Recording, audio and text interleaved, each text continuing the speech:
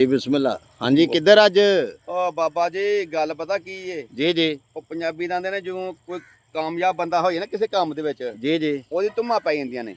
ਬਿਲਕੁਲ ਪੈਂਦੀਆਂ ਨੇ ਕਿ ਨਹੀਂ ਪੈਂਦੀਆਂ? ਬਿਲਕੁਲ ਪੈਂਦੀਆਂ। ਆ ਲਓ ਜੀ, ਉਹ ਮਸਕਾ ਜਿਹਨੂੰ ਤਿਲਾ ਬਣਾ ਕੇ ਭੇਜਿਆ ਸੀ, ਜੀ ਜੀ ਉੱਥੇ ਹਰ ਬੰਦਾ ਉਹਦੇ ਬੰਦੇ ਦੇ ਕੱਪੜੇ ਪਾੜ ਛੱਡਣ ਲੱਗਾ। ਉਹ ਕਿਉਂ ਜੀ? ਆਂਦਾ ਯਾਰ ਜਿਹੜਾ ਜਿਹੜਾ ਤੇਲਾ ਤੂੰ ਇਸਤੇਮਾਲ ਕੀਤਾ ਨਾ, ਜੀ ਜੀ ਹਾਂਜੀ, ਨਫਸ ਵਾਸਤੇ, ਅਜ਼ੂਏ ਤਨਾਸਲ ਵਾਸਤੇ, ਆਲਾ ਤਨਾਸਲ ਵਾਸਤੇ, ਜੀ ਜੀ ਬਿਲਕੁਲ ਉਹਦੇ ਪੱਠੇ ਕਮਜ਼ੋਰ ਹੋ ਗਏ ਸਨ। 2 ਤੋਂ 3 ਸਾਲ ਉੱਥੇ ਰਹਿੰਦੇ ਨੇ ਮਸਕਾ ਦੁਬਈ ਇਸ ਤਰ੍ਹਾਂ। ਉਹਨੇ ਬਿਲਕੁਲ ਕਿਹਾ ਯਾਰ ਪੱਠੇ ਮੇਰੇ ਇੰਜ ਚੌੜੇ ਨੇ ਜਿਵੇਂ ਫੱਟਾ ਨਹੀਂ ਚੌੜਾ ਹੋ ਜਾਂਦਾ। ਉਹ ਬਿਲਕੁਲ ਉਤਲੇ ਪੱਠੇ ਜਿਹੜੇ ਹੁੰਦੇ ਨੇ ਜੀ ਜੀ ਆਲਾ ਤਨਾਸਲ ਦੇ, ਜੀ ਜੀ ਉਹਨੇ ਆਖਿਆ ਇਸ ਤਰ੍ਹਾਂ ਚੌੜੇ ਨੇ ਜਿਵੇਂ ਫੱਟਾ ਚੌੜਾ ਹੋ ਗਿਆ। ਠੀਕ ਜਿਹੜੀ ਹੋ ਗਿਆ। ਜੜ ਉਹਦੀ, ਉਹ ਜਿਹੜੀ ਪਿੱਛੋਂ ਕਮਜ਼ੋਰ ਸੀ, ਹੂੰ, ਹਾਂਜੀ, ਉਹਨੇ ਆਖਿਆ ਉਹ ਵੀ ਅੱਲਾ ਦੇ ਫਜ਼ਲ ਨਾਲ ਜੜਨਾ ਬਿਲਕੁਲ ਸਿੱਧੀ ਹੋ ਗਈ ਹੈ। ਬਿਲਕੁਲ ਮੈਂ ਹੁਣ ਕੀ ਚਾਹੁੰਦਾ?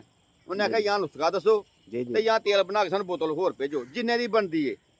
ਅੱਲਾਹ ਪਾਕ ਰਹਿਮਤ ਆ ਫਰਮਾਏ। ਬੰਦਾ ਉਹ ਵਾਕਈ ਬਹੁਤ ਪਰੇਸ਼ਾਨ ਸੀ ਉਦੋਂ। ਠੀਕ ਹੈ, ਜਾਓ ਇੱਕ ਨੁਸਖਾ ਨੋਟ ਕਰ ਲਵੋ। ਭੱਟ ਸਾਹਿਬ ਹੋਰਾਂ ਦੇ ਸਦਕੇ ਮਾਲਕ ਰਹਿਮਤ ਆ ਫਰਮਾਏ, ਇਹਨਾਂ ਦੀ ਨਜ਼ਰ ਹੈ। ਇਹ ਸਾਡਾ ਨੁਸਖਾ ਕਮਾਲ ਪਾਰਸਲ ਨਿਕਲਦੇ ਨੇ।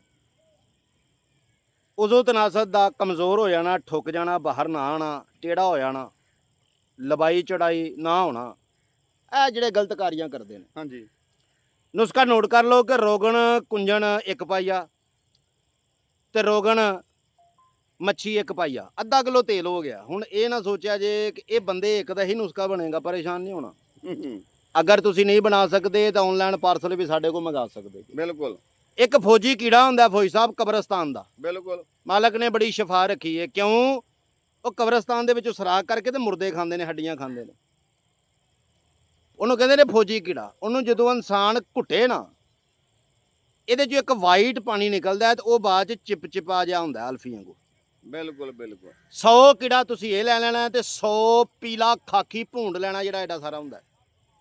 ਇਸ ਤੇਲ 'ਚ ਸੁੱਟ ਲਵੋ ਸ਼ੀਸ਼ੇ ਦੀ ਬੋਤਲ ਦੇ ਅੰਦਰ। ਇਹਨੂੰ ਗਾਲਬਨ 21 ਦਿਨ ਤੁਸੀਂ ਤੂੜੀ 'ਚ ਜਾਂ ਰੂੜੀ 'ਚ ਰੱਖ ਦਵੋ। ਇਹਦੀ ਇੱਕ ਕਰੀਮ ਗਰੀਸ ਬਣ ਜਾਣੀ ਹੈ ਭੱਟ ਸਾਹਿਬ। ਕੀ ਬਾਤ ਹੈ। ਇਹ ਸਾਰੀ ਗਰੀਸ ਕੱਢ ਲਵੋ ਤੁਸੀਂ। ਇਹਦੇ 'ਚ ਕੱਢ ਕੇ ਵਦਾ 1 ਤੋਲਾ ਪਾ ਲਵੋ ਤੇ ਇਹਦੇ ਅੰਦਰ ਤਾਂਬਾ 1 ਪਾਈਆ ਤੁਸੀਂ ਪਹਿਲੇ ਦਿਨ ਹੀ ਰੱਖ ਲੈਣਾ। ਪਤਾਰ ਜੰਤਰ ਕਰਕੇ ਤੁਸੀਂ ਤੇਲ ਕੱਢ ਲੈਣਾ ਜੀ।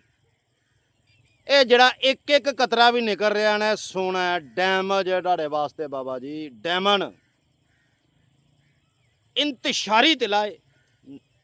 ਕੈਪ ਔਰ ਜੜ ਛੱਡ ਕੇ, ਰਗਾਂ ਛੱਡ ਕੇ ਸਿਰਫ ਇੰਜ ਕਰਕੇ ਲਾ ਦੇਵੋ, ਵਾਈਬ੍ਰੇਟ ਹੋਣਾ ਸ਼ੁਰੂ ਹੋ ਜਾਏਗਾ।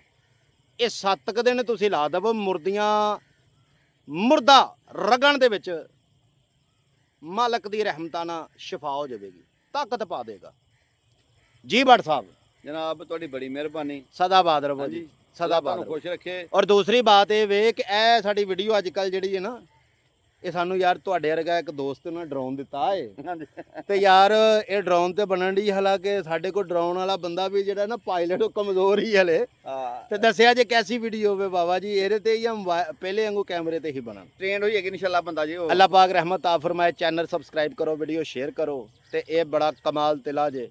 ਇਹ ਜਿਹੜੀ ਲੰਬਾਈ ਚੜਾਈ ਮੋਟਾਈ ਤੋਂ ਬੰਦੇ ਪਰੇਸ਼ਾਨ ਨੇ ਨਾ, ਕਤਰੇ ਆਉਂਦੇ ਨੇ, ਨਾੜਾਂ ਮਰ ਗਈਆਂ, ਇਹ ਕਬਾਬ ਲਾ ਕੇ ਇਹ ਜਿਹੜੇ ਬੰਦੇ ਕਬਾਬ ਲਾਉਂਦੇ ਨੇ ਬੜੇ, ਉਹਨਾਂ ਵਾਸਤੇ ਕਮਾਲ ਨੁਸਖਾ ਹੈ ਹਾਂਜੀ ਬਾਬਾ ਜੀ। ਜੀ। ਤੇ ਜੇ ਫਰਜ਼ ਕਰੋ ਪੱਠਾ ਉਤਲਾ ਚੌੜਾ ਹੋਏ, ਹਾਂ ਹਾਂ ਸਿੱਧੀ ਜਿਹੜੀ ਗੱਲ ਹੈ, ਪੱਠਾ ਚੌੜਾ ਹੋਏ, ਜੀ ਜੀ ਜੜ ਮੋਟੀ ਹੋਏ, ਜੀ ਜੀ ਕੈਪ ਦੇ ਪਿੱਛੋਂ ਹੀ ਸਾਰਾ ਸਿਸਟਮ ਮੋਟਾ ਹੋਏ, ਹਾਂ ਹਾਂ ਹਾਂਜੀ, ਤੇ ਅਗਲਾ ਘਰ ਤੋਂ ਉਹਨੇ ਖੁਸ਼ ਕਰਨਾ ਹੀ ਕਰਨਾ ਨਾ ਫਿਰ। ਅੱਲਾ ਸੱਚਾ ਜਾਣਦਾ ਹੈ। ਜਿਹੜਾ ਕਿੱਲ ਬਰੰਜੀ ਦਾ ਹੋਵੇ ਨਾ ਤੇ ਉਹਦੀ ਟੋਪੀ ਠੀਕ ਹੋਵੇ, ਕਿੱਲ ਦੀ ਥੋੜੇ ਦੀ 6 ਵਜੇ ਤੋਂ ਉਸ ਟੋਪੀ ਤੇ ਉਹ ਅੱਗੇ ਦੀਵਾਰ ਤੱਕ ਜਾਂਦਾ ਪੂਰਾ। ਇੰਨੇ ਅਕਲਮੰਦ ਵਾਸਤੇ ਇਸ਼ਾਰਾ ਹੀ ਇਸ਼ਾਰਾ ਹੀ ਕਾਫੀ ਹੈ। ਇੰਨੀ ਵਾਦਾ ਗੱਲ ਜੀ। ਕਰਨਾ ਅੱਲਾ ਨਿਗਹਿਬਾਨ।